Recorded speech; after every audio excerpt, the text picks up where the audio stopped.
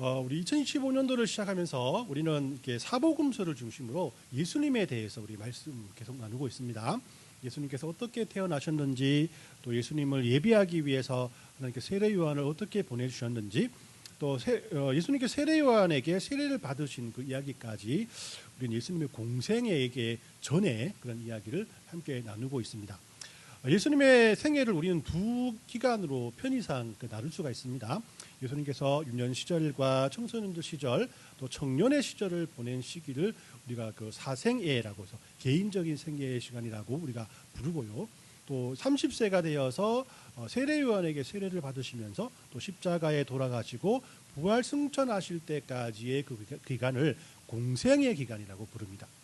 예수님께서 어린 시절 지혜가 자라고 또 많은 사람에게 사랑을 받으시면서 유년 시절과 청소년의 시절을 보냈고, 또 육신의 아버지인 요셉의 직업을 따라서 목수로서 청년의 시기를 보냈다라고 할 수가 있습니다.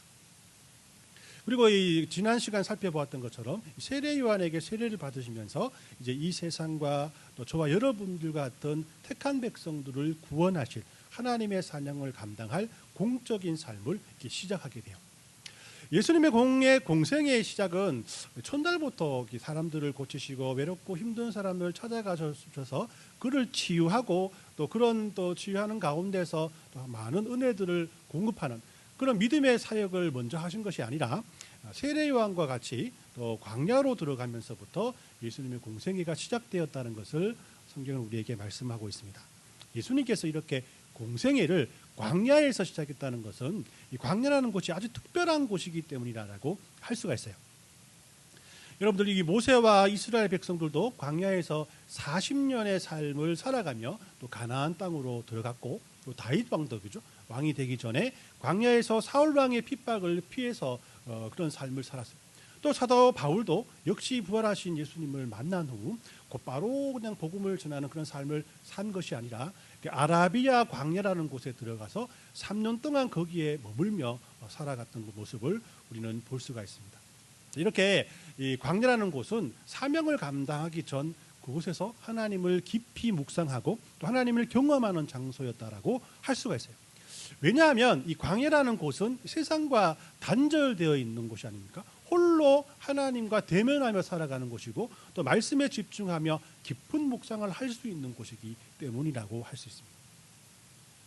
그러면 우리에게 광야란 무엇이라고 받아들여집니까?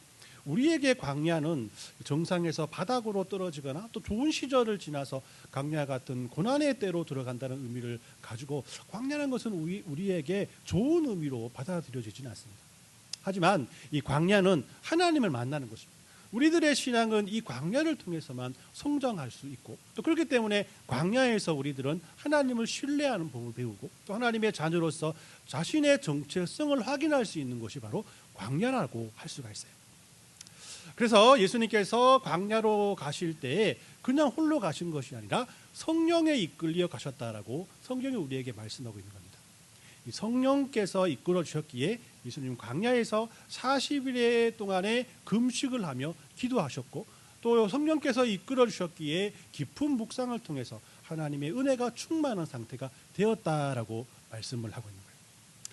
그래서 오늘은 이렇게 우리가 잘 알고 있는 예수님께서 광야에서 40일간의 금식 기도가 끝났을 때에 그를 유혹한 악한 세력들의 시험에 대해서 오늘 말씀을 통해서 살펴보려고 합니다. 자, 이 시험은 예수님께서 하나님의 아들이심을 테스트하는, 하나님이 여기서 떨어지면 하나님의 아들 아니야, 이런 그런 시험이 아니라 유혹이라고 할 수 있죠. 템테이션, 유혹이라고 할 수 있습니다. 그런데 하나님의 아들이 악한 세력들에게 시험을 당할 필요가, 유혹을 당할 필요가 있겠습니까? 이런 질문 여러분들에게 분명히 나올 수 있을 것입니다. 그러나 이 결론부터 말씀드린다면 예수님께서 악한 세력들에게 시험을 당하신 것은 우리들에게 승리의 소망을 주기 위한 모범이 되시기 위한 것이라고 말씀드릴 수 있습니다. 예수님의 생애 자체는 그리스도인으로 사는 우리들에게 주는 귀한 모범 답안이라고 할 수 있는 거예요. 예수님께서 유혹을 당하셨을 때 어떻게 이 유혹을 이기셨는지를 살펴본다면 우리에게도 똑같은 유혹이 찾아올 때 우리가 어떻게 대처해야 하는지 예수님의 모습을 통해서 답을 얻을 수 있다라고 할 수 있는 겁니다. 그래서 오늘은 이 악한 세력들이 예수님을 어떻게 유혹했는지에 대해서 살펴보면서 우리에게 닥칠 수 있는 시험에서 우리가 승리할 수 있는 답을 얻고자 합니다. 그 첫 번째 시험은 여러분 잘 알듯이 하나님의 뜻 대신 자기의 욕구를 만족시키라라고 악한 세력들이 예수님을 시험합니다. 우리 지난 시간에 살펴보았던 예수님의 세례 이야기를 통해서 우리는 예수님께서 세례를 받으실 때 성부와 성자와 성령이 함께 셀카를 찍는 그런 순간이었다라고 말씀드렸습니다. 자, 이때 예수님은 자신의 정체성에 대해서 확실하게 됩니다. 성부 하나님과 성령께서 자기와 함께 하신다는 사실을 직접 경험하게 되죠. 그렇기 때문에 당연히 악한 세력들은 하나님의 아들이라는 정체성에 관한 유혹을 예수님께 엽주어 보는 겁니다. 3절 말씀을 한번 같이 읽습니다. 시작. 시험하는 자가 예수께 나와 이르되 내가 만일 하나님의 아들이거든 명하여 이 돌들로 떡덩이가 되게 하라라고 말씀하죠. 사단은 예수님의 정체성, 즉 예수님께서 하나님의 아들이심을 의심하게 하기 위해서 40일간 금식으로 힘들고 지친 예수님께 돌들로 떡덩이를 만들어 보라라고 유혹을 합니다. 자, 이때 예수님께서 어떻게 이 유혹을 물리쳤습니까? 예수님께서 신명기 8장 3절 말씀을 떠올리셨어요. 그리고 사단에게 그 말씀을 그대로 하는 모습을 보여줍니다. 우리 4절 말씀을 한번 보겠습니다. 같이 읽습니다. 시작. 예수께서 대답하여 이르시되 기록되었으되 사람이 떡으로만 살 것이 아니요 하나님의 입으로 나오는 모든 말씀으로 살 것이라 하였느니라 하시니라고 말씀하죠. 당연히 여러분 예수님도 당연히 돌로 떡을 만들 수 있습니다. 그죠? 물로 포도주를 만들 수 있는 분 아니겠습니까? 하지만 예수님께서는 이 땅에 오셔서 감당해야 할 사명이 이런 그 마술과 같이 어떤 힘든 상황을 예수님의 능력으로 바꾸는 것에 있지 아니했다는 것입니다. 예수님은 하나님께서 구약을 통해서 말씀하신 약속하신 그 말씀을 온전히 이루기 위해서 이 땅에 오셨지 않습니까? 그래서 말씀을 통해서 자신의 정체성을 확인하겠다라고 그들에게 선포했던 것입니다. 육신에는 당연히 생명을 연장시키기 위해서 필요한 음식이 있지만 예수님께서는 육신의 생명보다도 영의 생명을 위해 사시는 분이시기에 삶의 목적이 떡에 있는 것이 아니라 영혼의 강건함에 있음을 사탄에게 증명하신 것이라고 할 수 있는 겁니다. 즉 예수님은 자신이 누구이시고 어떤 사명을 가지고 이 땅에 오신 것임을 분명히 알고 계시기 때문에 육체적으로나 영적으로나 어려운 상황 속에서도 좀 더 편하고 좀 더 안전한 것을 찾으려는 그의 본능을 말씀으로 물리쳐셨다라고 우리에게 말씀하고 있는 겁니다. 예수님의 이 첫 번째 시험은 저와 여러분들에게도 분명히 찾아올 수 있습니다. 우리에게 가장 약한 부분이 무엇입니까? 육체 아니겠습니까? 그리고 우리 물질 아니겠습니까? 이 물질과 육체 때문에 우리들의 영적인 하나님의 목마름을 무시하게 된다면 우리는 악한 세력들이 우리에게 똑같이 주는 이 첫 번째 시험을 이기지 못할 것이고 그 자리에서 무릎 꿇을 수밖에 없을 것입니다. 그렇기 때문에 우리는 우리의 경험과 우리의 지혜를 통해 이 시험을 이기려 해서는 안 되는 것입니다. 오직 말씀으로 돌아가 하나님의 약속을 기억하며 이 시험을 이기기 위해서 최선을 다해야 된다. 사람이 떡으로만 살 것이 아니요 하나님 입으로 나오는 모든 말씀으로 살 것이라라고 이렇게 기쁜 마음으로 이렇게 묵상을 하면서 막 즐거워하고 있다면 이 주위에 있는 어떤 분들이 그죠? 약속이 밥 먹여주냐, 말씀을 읽는다고 떡이 나오냐 이렇게 물어볼 때가 있지 않습니까? 여러분들 이렇게 여러분들에게 도전해오는 그런 악한 세력들의 그런 목소리에 여러분 어떻게 답할 거예요? 우리는 담대하게 외쳐야겠죠, 그죠? 당연히 밥 먹여줍니다라고 대답할 줄 알아야 된다는 거예요. 왜 그렇습니까? 우리 마태복음 6장 26절 30절 말씀을 한번 읽어보시면서 그 해답을 찾아보시길 바랍니다. 우리 천천히 한번 묵상하시면서 이 말씀을 읽어봅니다. 시작. 공중의 새를 보라. 심지도 않고 거두지도 않고 창고에 모아들이지도 아니하되 너희 하늘 아버지께서 기르시나니 너희는 이것들보다 귀하지 아니하냐. 너희 중에 누가 염려함으로 그 키를 한 자라도 더할 수 있겠느냐. 또 너희가 어찌 의복을 위하여 염려하느냐. 들의 백합화가 어떻게 자라나는가 생각하여 보라. 수고도 아니하고 길쌈도 아니하느냐. 그러나 내가 너희에게 말하노니 솔로몬의 모든 영광으로도 입은 것이 이 꽃 하나 같지 못하리라. 오직 오늘 있다가 내일 아궁이에 던져지는 들풀도 하나님이 이렇게 이쁘시거늘 하물며 너희일까 보냐. 믿음이 적은 자들아. 예수님께서 우리에게 말씀하고 있는 겁니다. 우리는 우리의 눈에 아무 증거 보이지 않고 우리 귀에 아무 소리 들리지 않아도 하나님께서 우리를 먹이시고 입히시고 하나님 자녀들에게 모든 것을 공급하신다는 이 약속을 믿음으로 우리가 승리할 수 있다는 겁니다. 약속을 믿고 말씀 앞에 굳건히 서야 한다는 이런 확고한 믿음만이 이 땅에서 그리스도인으로 살아가는 우리들의 정체성을 확인할 수 있을 것이고, 이러한 것으로 우리를 유혹하는 악한 세력들을 물리칠 수 있는 유일한 길이 바로 이 말씀이라는 자체를 꼭 기억해야 한다라는 것입니다. 이 두 번째 시험은 우리 하나님을 시험하고 그분의 약속을 의심하라라는 그런 유혹이었어요. 두 번째 시험에서 사단의 공격의 강도는 더 높아집니다. 예수님이 육신의 욕구에 대한 시험에도 조금 더 흔들리지 않으니까 사단은 전략을 바꿔서 그러면 예수님께서 하나님의 약속을 가지고 한번 해볼까? 라고 하면서 하나님의 약속 말씀을 붙들고 또 그것을 통해서 유혹합니다. 우리 5절 6절 말씀 한번 읽어봅니다. 시작. 예수를 거룩한 성으로 데려다가 성전 꼭대기에 세우고 이르되 만일 뛰어내리라 기록되었으되 그가 너를 위하여 그의 사자를 명하시리니 그들이 손으로 너를 받들어 발이 돌에 부딪히지 않게 하리로다 하였느니라 라고 말씀을 하죠. 이 사단은 예수님을 성전 꼭대기로 데려갑니다. 당시 가장 높은 건물이 성전이었으니까 꼭대기로 올라갔겠죠. 그리고 사단은 하나님의 말씀을 가지고 와서 예수님을 유혹합니다. 사단은 91편, 시편 91편 11, 12절 말씀을 그대로 인용하여서 요구를 합니다. 우리 11, 12절 말씀을 한번 살펴보겠습니다. 같이 읽습니다. 시작. 그가 너를 위하여 그의 천사를 명령하사 내 모든 길에서 너를 지키게 하심이라. 그들이 그들의 손으로 너를 붙들어 발이 돌에 부딪히지 아니하게 하리로다 라고 말씀하거든요.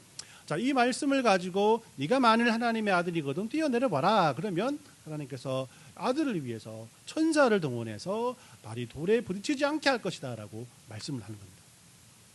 이 사단이 인용한 이 시편 91편 말씀은 하나님을 믿고 신뢰하는 자에게 하나님께서 어떤 은혜를 베풀어 주시는가에 대해서 노래하는 시편이라고 할 수 있습니다. 그리고 91편 말씀에서는 높은 곳에서 뛰어내릴 때 땅에 부딪히지 않게 한다라는 그런 내용의 말씀이 없습니다. 하나님의 은혜를 경험한 사람들이 어떤 하나님의 축복을 받는가에 대한 내용들을 계속해서 공급하고 있죠. 그런데 사단은 뛰어내리는 상황을 만들어 놓고 또 시편의 원래 의도를 생각하지 않고 앞뒤 내용 다 빼고 발이 돌에 부딪히지 않게 하리란 이 부분만 딱 떼와서 너 하나님의 아들이잖아. 뛰어내리면 말씀처럼 하나님께서 천사와 동원해서 발에 돌이 부딪히지 않게 너를 살리실 거야 라고 예수님을 속이려 했다는 것이죠. 물론 그죠, 예수님도 뭐 이렇게 천사의 도움 없으다 그죠.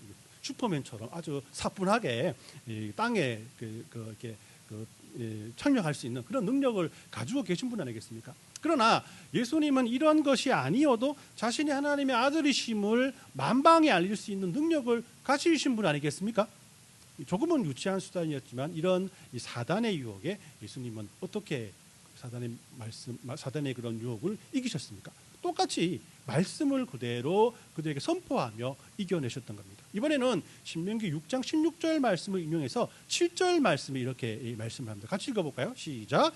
예수께서 이르시되 또 기록되었으되 주 너의 하나님을 시험하지 말라 하였으니라 하시니라고 말씀하죠. 이 사단은 이렇게 하나님의 말씀 앞에 말씀 앞에 서려는 우리들에게 이 잘못된 말씀을 가지고 말씀을 믿고 또 확신하지 못하게끔 한다라는 겁니다. 왜냐하면 사단이란 자체가 거짓말하는 존재이기 때문이죠. 사단은 언제나 우리가 하나님의 말씀을 의심하는 순간을 기다렸다가 그 말씀으로 우리를 유혹하기 원한다는 거예요. 그 말씀은 그런 뜻이 아니라고 우리에게 거짓말을 하면서 원래 그 뜻 아니냐 그렇게 생각해야 되라고 우리를 속인다는 것이죠. 그렇기 때문에 우리들은 하나님의 말씀이 어떤 의미인지를 말씀을 연구하고 말씀을 묵상하고 또 그것이 진정으로 우리에게 그대로 적용될 수 있는 말씀인지를 서로 말씀을 나누면서 확인할 수 있어야 된답니다. 어떻게 말씀을 나누면서 이런 모든 하나님의 그 말씀들을 우리에게 적용할 수 있을까라는 생각을 해본다면 좋은 교회 공동체가 우리 성경을 통해서 우리에게 소개되고 있죠. 우리 사도행전 17장 11절 말씀을 보면 우리 같이 읽습니다. 시작. 베레아에 있는 사람들은 데살로니가에 있는 사람들보다 더 너그러워서 간절한 마음으로 말씀을 받고 이것이 그러한가 하여 날마다 성경을 상고함으로라고 되거든요. 그래서 우리는 이게 날마다 베레아 사람들이 가졌던 이게 말씀의 태도를 항상 마음속에 기억해야 합니다. 간절한 마음으로 말씀을 받고 이것이 그러한가 날마다 말씀을 생각하며 살아가야 한다는 거예요. 이것이 그러한가 날마다 말씀을 나눈다는 것이 그럼 어떤 의미인가? 자기 생각대로 말씀을 확신하는 것이 아니라 교회 공동체가 함께 그 말씀의 은혜를 나누면서 서로 은혜에 대한 그 팩트 체크가 이루어질 때 비로소 이루어질 수 있는 겁니다. 혼자 묵상하면서 혼자 나에게 주신 은혜를 막 가지고 자기 혼자 자기 스스로 자기의 욕심과 자기 생각대로 막 말씀을 막 적용을 해서는 안 된다는 거죠.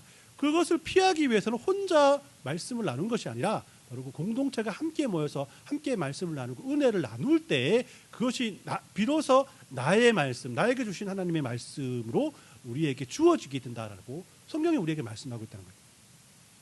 그래서 이 주안의 교회도 이 가스펠 프로젝트를 통해서 이렇게 말씀을 나누는 훈련을 계속 하고 있습니다. 여러분들이 이렇게 댁에서 다시 말씀드리지만 교재를 한번 읽어오시면 예습이 되죠. 그리고 설교 시간에 다시 한번 그 말씀을 이렇게 상고하게 되죠. 그 다음에 말씀 끝나고 또 소그룹 모임을 통해서 한 번 더 그 말씀을 나누게 되는 거예요. 날마다 성경을 상고하는 그런 은혜를 우리 가스펠 프로젝트를 통해서 함께 누려보자라고 제가 여러분들에게 말씀드리고 싶은 겁니다. 저는 이 주안의 교회에서 소그룹 모임을 시작하면서 성도 여러분들께 항상 이렇게 어떤 그 아련함을 가지고 있습니다. 마치 이 부모가 아침에 도시락을 정성껏 싸놓았는데 그걸 까먹고 학교 안 가져간 그 학생들이 있다면 점심시간에 그 부모님들 이런 마음들 좀 점심시간에 다른 아이들 다 밥 먹고 있는데 뭐 챙겨 먹고 있는가 또 뺏어 먹고 있는가 그죠? 아니면 수도가에 가서 물로 막 배를 채우고 그죠? 오늘도 물로 배를 채우고 이렇게 하루 종일 예전한 그런 마음을 가지고 살아가지 않을까? 그래서 어떻게라도 제가 여러분들을 한 주간 동안 든든히 좀 말씀 좀 먹여 보려고 다양한 방법을 지금 가지고 시도하고 있는 겁니다. 여러분 우리 주안의 교회의 모든 성도들이 이런 은혜를 가지고 우리 주일에라도 이 말씀 한번 든든히 한번 챙겨 먹고 살자.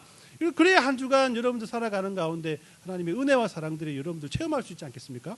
그래서 한 주간 살아가는 가운데 우리 주안의 교회에 주신 그 은혜들을 통해서 주일이라도 말씀을 상고하고 말씀을 좀 집중해보자.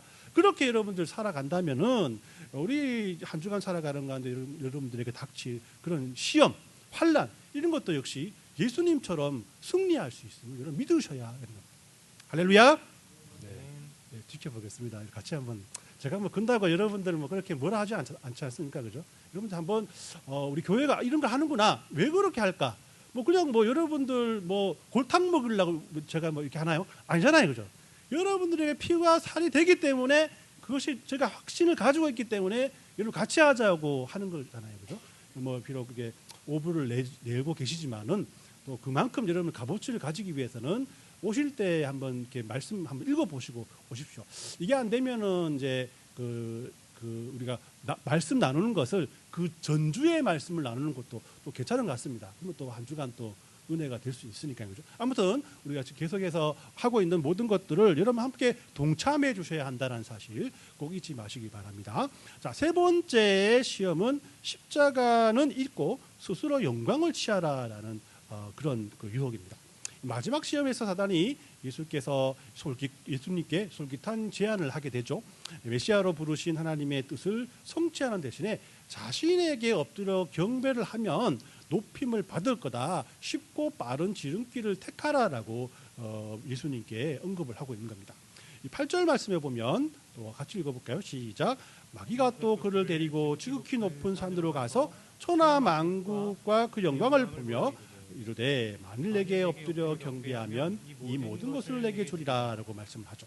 사단은 예수님을 높은 산으로 데리고 갔습니다. 그곳에서 예수님께 온 세상 나라를 보게 하죠. 그리고 사단의 목적은 이렇게 보게 한 사단의 목적은 예수님이 이 모든 권세를 얻기 위해 자기 발 아래 무릎을 꿇게 하는 것이 최종 목표였다고 할 수 있습니다. 여러분들 의식주에 대한 욕심에 이어서 사람들에게 가장 큰 욕심이 무엇입니까? 바로 권력욕 아니에요. 권력욕. 이 세상에 부귀영화 권세 다 가지고 권력을 영원토록 유지한 사람은 아무도 없습니다. 그러면 어떻게 생각해요? 아 그렇구나. 이거 안 되는 거구나. 아예 생각하지 말고 포기해야 되구나라는 생각을 해야 되는데 사람들은 그렇죠. 아무도 안 된 거니까, 못한 거니까 내가 최초로 하겠다. 뭐 이런 욕심을 가지게 됩니다. 그래서 안 되는데도 불구하고 꾸역꾸역 또 그 길을 하게 되는 겁니다. 그렇게 또 멸망의 길을 걸어가게 되죠. 사단은 예수님께서 완전한 하나님이시지만 완전한 인간으로 이 땅에 오셨음을 알고 있었습니다. 그래서 의식주의 문제로 또 권세와 그 권력에 대한 욕구로 예수님을 유혹하게 된 겁니다. 특히나 이런 유혹들은 예수님 자신이 십자가에 못 박혀 돌아가셔야 되고 고난의 길을 가셔야 되는 것을 예수님께서 알고 계시지 않습니까? 그렇기 때문에 더욱 예수님의 마음에 와닿았을 수도 있을 것입니다. 그러나 예수님께서는 이미 이 세상의 모든 권세를 가졌던 분 아니겠습니까? 그렇기 때문에 이번에도 말씀으로 사단의 입을 틀어막고 있습니다. 10절 말씀 한번 같이 봅시다. 시작. 이에 예수께서 말씀하시되 사단아 물러가라 기록되었으되 주 너희 하나님께 경배하고 다만 그를 섬기라 하였느니라 라고 말씀을 하죠. 이 말씀은 신명기 6장 13절 말씀을 그대로 인용하셨는데요. 예수님께서 이 말씀을 하신 이유는 예수님 자신이 누구인지를 분명히 하기 위한 것이었어요. 예수님께서는 십자가의 고난을 받으신 이유가 하나님께만 영광 돌리고 하나님만을 경배하기 위한 순종의 모범을 보이기 위한 것이 아니었겠습니까? 자, 이 예수님의 말씀은 그리스도인들 역시 하나님만 경배하고 다만 그를 섬기는 믿음으로 이 땅에 살아가야 함을 우리에게 교훈하고 있는 겁니다. 오늘 말씀을 우리 정리합니다. 예수님은 광야에서 사단에게 세 가지의 유혹을 받습니다. 하나님의 뜻에서 벗어나 자기 욕구를 만족시키려고 목숨을 부지하려면 먹을 것을 떡을 구하라라고 유혹을 하죠. 그러나 예수님은 하나님의 말씀으로 살 것을 그들에게 대답을 해줍니다. 사단은 하나님의 보호하심에 관해 의문을 제기하면서 성전 꼭대기에서 뛰어내리면 그 약속을 시험해 보면 너가 하나님의 아들인지 아닌지를 알 수 있을 것이라고 유혹을 합니다. 이에 예수님은 다시 한번 하나님을 시험하지 말라고 말씀으로 대답합니다.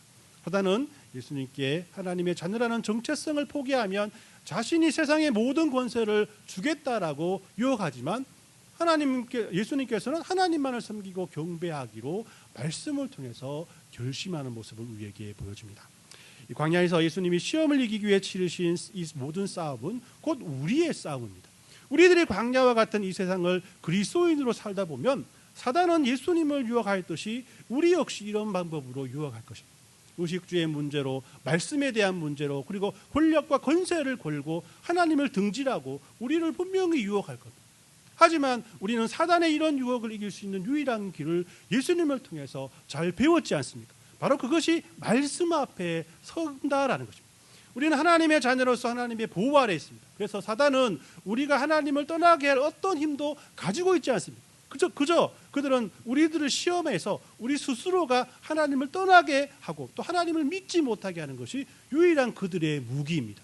그렇기 때문에 우리는 더욱더 하나님 말씀 앞에 서야 합니다. 말씀을 한번 읽어보십시오. 말씀에 한번 노출되어 보십시오. 읽을 말씀을 가지고 기도하십시오. 그 읽은 말씀으로 말미암아 은혜 받은 그 은혜들을 우리 성도들과 함께 나누어 보십시오. 이것이 악한 세력들의 유혹 속에서 우리들이 승리할 수 있는 유일한 방법임을 성경 우리에게 말씀하고 있습니다. 이런 은혜가 2025년을 시작하는 저와 여러분들의 모든 삶 속에 넘쳐나시길 예수님의 이름으로 축원합니다. 아멘. 오늘 먼저 그의 나라와 의를 구하라.